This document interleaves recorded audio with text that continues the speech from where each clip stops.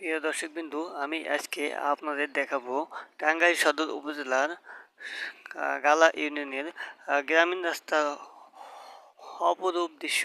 তো দেখতেই পাচ্ছেন গ্রামীণ রাস্তা খুবই সবুজে ঘেরা মনোমুগ্ধকর দৃশ্য। এই দৃশ্য আপনি গ্রামে আসলে দেখতে পাবেন। তো আমি আজকে আমি আজকে রওনা দিলাম আমার মোটরসাইকেল নিয়ে। তো আমি যমুনার উদ্দেশ্যে রওনা দিলাম।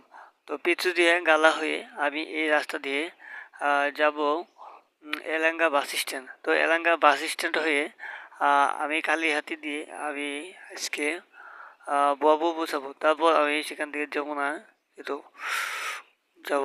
তো আমি আজকে রওনা দিচ্ছি, আমি এবং আমার ভাই, দুই ভাই মিলে আমি আজকে রওনা দিলাম। আসলে গ্রামীণ রাস্তা খুবই সুন্দর। তো রাস্তায় নেই কোনো যানজট, নিরিবিলি পরিবেশ, চতুর্দিকে সবুজে সমারোহ। তো দেখতেই পাচ্ছেন রাস্তাটি খুবই সুন্দর। এই রাস্তাটি